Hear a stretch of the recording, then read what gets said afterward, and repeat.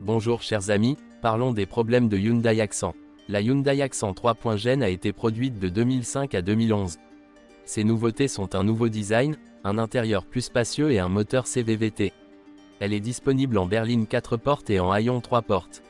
Le design extérieur de la Hyundai Accent est sympathique, avec une calandre avant marquante entre de grands éléments lumineux, qui se marient parfaitement avec le pare-choc magnifiquement arrondi.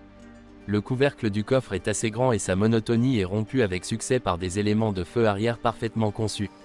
Traitement final Hyundai L'Accent est superbe, les éléments en plastique sont disponibles en deux couleurs, clair et foncé, et le plastique est un peu dur au toucher.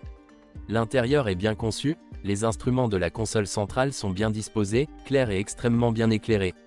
Il y a suffisamment de place pour le conducteur, toutes les commandes sont très douces, très peu de force est nécessaire pour appuyer sur la pédale d'embrayage et de frein.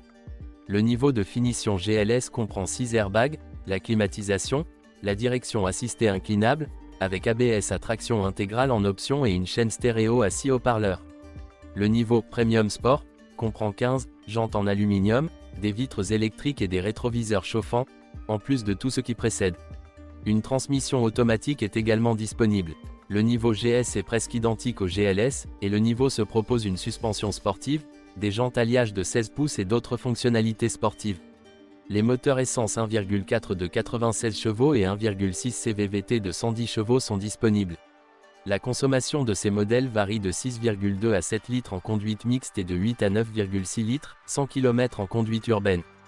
Du côté du moteur diesel, on trouve le 1.5 turbo de 108 chevaux. Sa consommation est de 4,6 en cycle mixte et de 5,6 litres, 100 km en ville. Avantages: Hyundai Accent, abordabilité, bonne finition, fiabilité, crinière, Hyundai Accent. Problème fréquent avec l'embrayage, dans certains cas il faut le changer après 30 000 km. Avec un moteur à essence 1,6 avec une transmission automatique, l'accélération plus lente peut atteindre 3 par rapport à une transmission manuelle. Moteur bruyant à haut régime. Encore trop peu d'espace pour les jambes avec des passagers légèrement plus grands.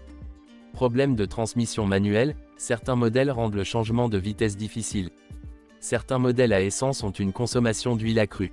Fuite d'huile du différentiel et du système de transmission. Chaque bosse sur la route se fait sentir. Pour certains modèles 2006 et 2007, le feu « stop » n'est pas bien installé et ne fonctionne pas lorsque le frein est appliqué.